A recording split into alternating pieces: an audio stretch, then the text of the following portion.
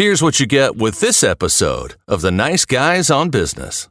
Here's what happens when you're lucky enough to have self-esteem. Number one, you believe in yourself and you do shit. Number two, you care about others. Because when you're insecure, your strategy to win is to tear everybody else down. And when you're secure, you just think you're going to build the biggest building. Some of my fancy friends who are fourth generation wealthy are like, Gary, do more nonprofit. I'm like, easy for you to say, fucking trust fund Rick. like I feel like I'm impacting way more people than you're sitting on a board because I'm putting out content every day that's inspiring people and giving them a better life. Like, who gets to decide?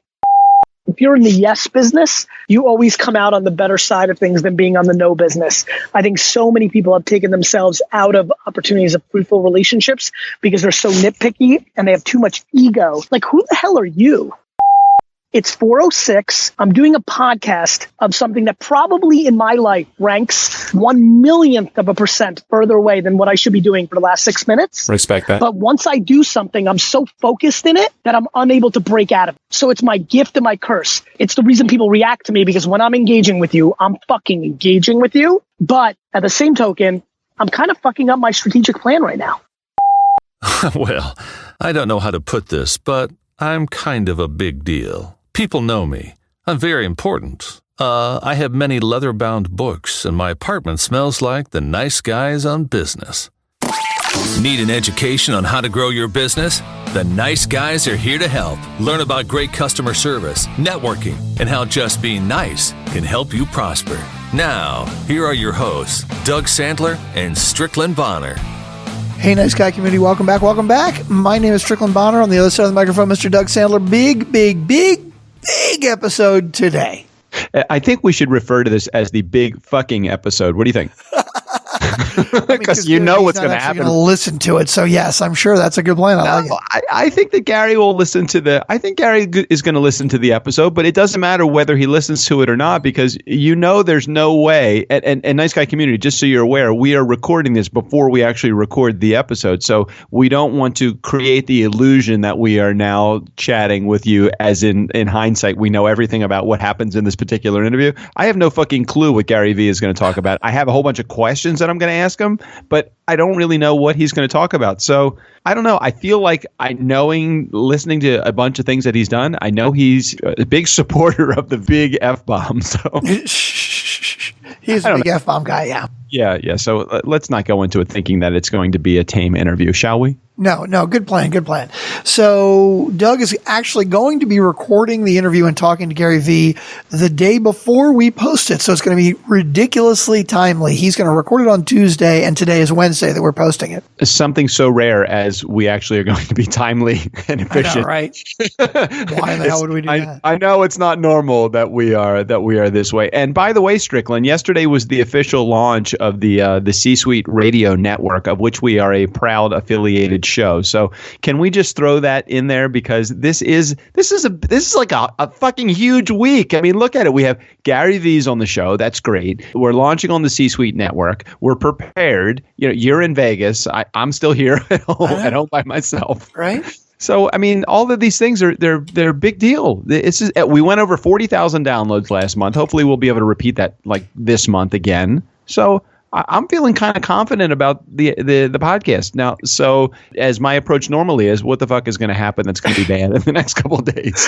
No, shit is happening, and that's for goddamn sure. And I am really, really happy about it. I'm kind of excited. It's okay. Really good. All right, so should we just jump right into the interview with Gary, or is there something else that we want to dwell on? Well, since you haven't actually done the interview yet, there's really not a lot more we can say about it. I mean, if anybody doesn't know Gary V, I mean, come on, who doesn't know Gary V? VaynerMedia, VaynerSports, Vayner. It's just he's going to own the world. I think what's the sport? You know, again, very much the way that I am. I know nothing about sports. Does he want to buy the Jets? Is that what I understand? That's my understanding. Yeah, he wants to buy the Jets. Yeah, that is crazy. How much would a franchise be if I wanted to just let's play this out for a second? Okay, so I'm walking into the store, the turnstile. I'm walking around the turnstile, and I'm walking up to the counter, and I see behind the counter that they have a sports franchise for sale. So I'm going to go up to the counter and say, "Hey, can I have let me have a pack of New York Jets? How much is it?" I believe, if I remember correctly, that the Redskins sold for $800 million, but that was at least 10 years ago. And so it depends on the actual franchise of what it's worth. But hold on a second. Are you telling me that this is all the stuff that the counter person, the girl that's standing behind the counter is just going to say to me? She's going to go through all that bullshit? Isn't there like just a price tag that I just can't read on the Jets? How much? Excuse me, ma'am. Ma'am? Yes, Mr. Sandler. Yes, can I help you? Oh, this is a very personal place. They know my name already. Yes, can I have right behind you? Yeah, the New York Jets. Can you just grab that off the shelf? How much is that? Oh, sure. That would be $1.4 billion. Would you like some fries with that? Oh, you sell fast food here also?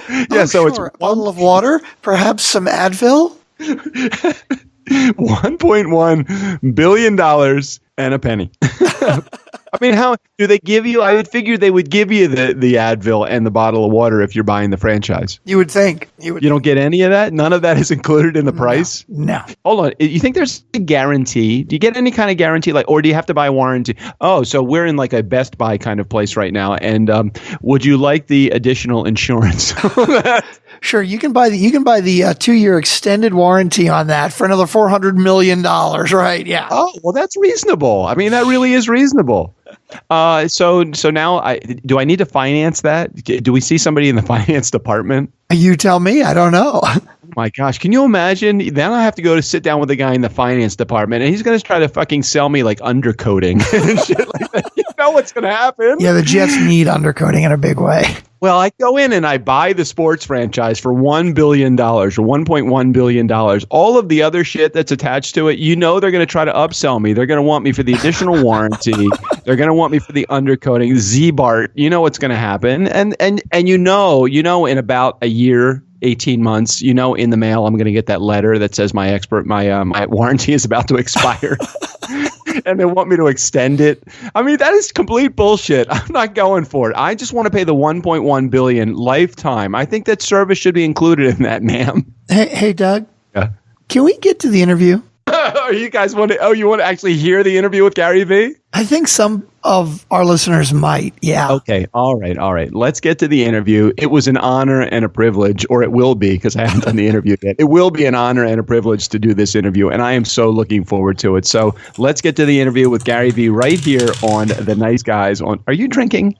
No, I was actually pouring some M&Ms into my hand, and they spilled all over the computer. So that's what that sound was. M&Ms rolling all over my glass table. All right, let's get to it. This is the most professional podcast introduction that we've done. The Nice Guys on Business podcast, proud to present Mr. Gary Vaynerchuk right here. He's the guy that used to steal flowers out of his neighbor's garden and sell them back to the neighbor himself. He's no stranger to the word fuck or to fuckery in general. Gary Vaynerchuk is a megaforce, not only because he's so good at building business, but because he leads as he should as a family-first guy. Something hard to do when you work 100 hours a week. Author, podcaster, digital agency, Mega Power, future New York Jets owner, and friend of the Nice Guys on Business, on his way to $1 billion in team acquisition. Welcome to the Nice Guys on Business podcast, Gary Vaynerchuk. Thanks for having me. Hey, it's our pleasure. It's an honor to have you here, Gary. And let's start here. Do you believe in people from the word go, or do you have to have people prove to you that they are the right one? Normally from the word go, if my intuition says go for it, and I'm more of a you lose respect, not you have to earn it. I kind of think that that's an audacious place. I think most people are wrong about that. I'm much more comfortable in being optimistic of who the person is and where they're going and what they bring to the table. And so I am far more believing in people from the word go, and then let them prove to me that I was wrong. And the truth is, for everybody listening, I've won and lost that game many a times, but I think in a net, if you're in the yes business, you always come out on the better side of things than being on the no business. I think so many people have taken themselves out of opportunities of fruitful relationships because they're so nitpicky and they have too much ego and think they're so special and capable of like who the hell are you? Who the fuck are you? Back to your intro, that person has to prove it to you. Like what, you're the person's boss? I think if I'm somebody's boss, I work for that person, not the other way around. When I hire somebody, I feel like I've got to prove to them something versus they have to prove to me. I think that's ego. And I think with all my ego, and I have plenty of it, I think it's my humility and my empathy that have driven me to more success. Gary, has it been that way since the beginning, or do you find that that has been something that's evolved into that? Were you an full of ego kind of guy that basically fuck you early on, or were you always, because I always sense, although you have that edge to you, I've always sensed that you've kind of been a nice guy at heart. I think I'm pulling from both sides. I think, you know what I think I am? Whoever the athlete of today is the biggest killer when he or she is on the court or the ice or the field, but then as soon as it's over, will come and babysit your family. Like that's who I am. Like I want to put everybody out of business. I want to win. Now, do I really want to put them out of business? Of course not. I don't want people to have pain in real life. So yeah, I pull from those opposite directions. Like when I compete and when I'm building businesses, I want to win. I want to win really, really bad. I want to win at like all costs as long as it's done the honorable way. At the same token, I love people, and I appreciate you saying that. I do think I'm a nice guy, and I think people that, here's what I'm most excited about, and this is how I think everybody should aspire to live their lives. I surely do. I love that the people closest to me love me the most, and the people furthest away from me and who compete with me hate me, and I love it. Yeah. If you have to go between your gut and the experts, where do you get your advice from? The gut or experts? I don't even know an expert. I'm a bad student. Experts I've never been good at listening to others. I don't consider that a strength. I consider that my process. I'm sure I could have learned a lot by reading or listening to experts that had done it before me. It's just not the way I do shit. No, I completely get that. And so I think this is more about self-awareness. I go with my gut. I go with what I'm seeing, my intuitions. And I'm sure a lot of other people follow experts. There's plenty of people doing extremely well following my daily blog, right? Yeah. I get an email every day, tens of them every day. I've been more successful by watching you. That's not how I learn. I learn by doing and going with my intuition. And like I said, again, I don't think that's a strength or a weakness. I think it's self-awareness that allows me to go through that process. And I was listening to a more recent episode of the Ask Gary V show, and something you said, you kept saying to this, do as I do, that keep going, keep saying yes, say yes to everything. And how do you do it all? Because there's got to be somewhere along the way. I always sense that there's got to be a no, but I was really looking for it. I was looking for you to say to the guy, no, you just can't do everything. But the guy was asking questions about, do I do A, B, and C, or D, E, and F? And you kept saying, yeah, fuck yeah, keep going. All of it. How do you do it all? You don't actually do it all, but when you aspire to do it all, you just get to a lot more of it than if you don't. Yeah. Right? Yeah, it's true. Like if I decide I'm going to run right now out of this car to California, like that is the goal and mission of my life. I just have a funny feeling that I'm going to run further than somebody saying I'm going to run down the block. Right. So do I think I'm going to make it to California? No, I don't think I'm going to make it off the island, but maybe I'll go 44 blocks. So with a guy like that, or really with anybody, we all have these tapes playing in our head, and the tapes say, stay down, fail, don't fucking even try it. How do you stop the tapes going off in your head for a lifetime? Are you the kind of guy that says, oh, screw it, you're not depressed, you just pick yourself up and just get happy? How do you? You know what happened? I'm a real practical guy. Like, I don't think it's practical to worry about what your parents or girlfriend or children, or definitely the press, or my favorite, anonymous people on social networks. Like, I just genuinely don't think that's a smart way to live your life. Mm-hmm. Listen, I hear everybody and I listen to nobody. I respect everybody's opinion, and oftentimes they're right. Like, I don't think I'm right about everything. I just want to go down fighting in the shit that I believe in. And I'm empathetic. I think I have opinions on a lot of people, and I'm wrong because I don't see the full picture. I know who I am. I know what I'm capable of. I know my intent is good. I believe in myself. And so no has been drowned out over the last 30 years through good old fashioned focusing on what I'm good at. I was bad at school, so I decided to sell blow pops and baseball cards and trinkets and pencils in school. That I was good at. Somewhere along the line in my late single digits, early double digits, 9, 10, 11, 12, I was struck by some sort of old kind of soul intuition that I'm going to be way better off focusing on what I'm good at than trying to appease the market, aka my parents and teachers at that point. And it has worked really well for me. And so I'm at 41 acting like a 71-year-old because I think most people get there at 40 And 30 years later, they're 71 and they don't give a shit. And I just got there a lot earlier. No, you have the attitude of this, just grab life by the balls. And entrepreneurs, they solely love that kind of approach. And I guess part of the issue that I have, not with your approach, but just to this tactic in general, is how do you block out all the noise? I mean, there's there's opportunities, some legit, some just a mess. I mean, the more success. It's learning how to love to lose. Yeah. Okay. Well, explain that. Let me expand on that. Like, I just know the casualties of war. This is war. So I think people are too perfect and too refined and are scared to lose because, and this is why I started with it, they care about what other people think. I don't care if VaynerMedia went out of business, what you would say. See, I knew it. You suck. No, I'm going to rise like a phoenix and stick it in your mouth. Man, that's amazing. I mean, it's an important insight, and I'm glad you're responding to it the way you are because it's a big deal. Yeah. Like, I like losing because I'm not willing to factor you in to the equation. And for me, losing is going to teach me what not to do again. Well, I think so many people handle losing like it's a personal defeat and they stay down and they just don't get back up again and they fail. It's a lack of self-esteem. Yeah. It's insecurities. I don't have a whole lot of that. And when you're not insecure, here's what happens. Here's what happens when you're lucky enough to have self-esteem. Number one, you believe in yourself and you do shit. Number two, you care about others. Because when you're insecure, your strategy to win is to tear everybody else down. And when you're secure, you just think you're going to build the biggest building. That's so true. I mean, and you know what's even more fun about being secure? I cheer for everybody else's big buildings. Yeah. I'm happy for my friends that are beating me right now. First of all, I still want to aspire to something. And second of all, I'm proud of Zucks or Saka or these characters. Like, I'm proud of them. I've heard you mention this a couple of times on some of the interviews that you've done. We're raising kids in an everybody wins environment, which I personally think is bullshit. I mean, I raised 2 kids not in that environment. But can you comment about giving trophies only to first place, but supporting the strengths of people in your life even when they fuck up?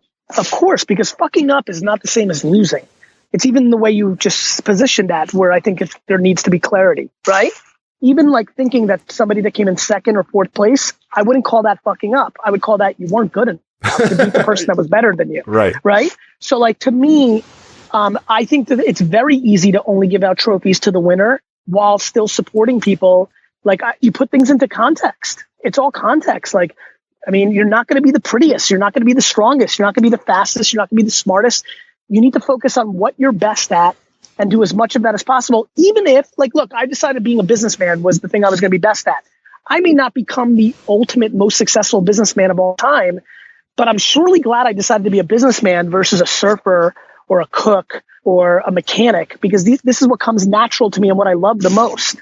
Tell me, how do you make a difference? You know, even if you are a surfer or a cook or an auto mechanic or whatever you do, your value as a person is so important. But how does somebody discover if they're bringing value to this life, and how do they make a difference? Is that internal or is that an external thing? I think of course it's internal. Everything's internal. Nothing's external. Like, how are we going to define who makes a difference? Do you have to be Martin Luther King to make a difference? Is it enough that you helped raise your younger sibling because your parents passed away?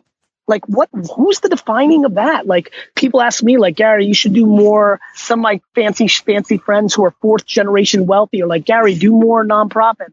I'm like, easy for you to say, fucking trust fund Rick. like, I feel like I'm impacting way more people than you're sitting on a board, because I'm putting out content every day that's inspiring people and giving them a better life. Like, who gets to decide? Yeah, that's very valuable for sure. 3 quick. Okay, I'm sorry. Go ahead, Gary. Go ahead. No. I was going to say, like, I'm very big in believing if you can impact one other human being, if you're not selfish and can impact one other human being, you're winning. And oftentimes that could be your sibling or a parent or a friend. So I'm not here to judge others. I'm here to do my thing. If you want to spend your time judging me, mazel tov. I'm just executing. Yeah, I love feeling that in a certain way I'm inspiring to my kids, because for me, that is the true legacy right there. If I can inspire my 2 kids. What's greater than that? I know this. There are not many people on earth that get as many emails every day as I do of people telling them that I've changed their lives. Not a lot. In 7.7 billion people, I'm in a really high place. So I feel real comfortable about what I'm doing. Love it. 3 quick questions from some of our listeners, and then then I will let you go. Okay, so this is from Strickland, my co-host. Gary, what holds you back? What do you suck at? That's what he wants to know. I suck at my gifts are my curses. So I'm so focused on what I'm doing. Here's what I suck at. I have my biggest meeting of the day right now at 4:00. It's 4:06. I'm doing a podcast of something that probably in my life ranks 1/1,000,000% further away than what I should be doing for the last 6 minutes. Respect that. But once I do something, I'm so focused in it that I'm unable to break out of it. So it's my gift and my curse. And it's the reason people react to me, because when I'm engaging with you, I'm fucking engaging with you.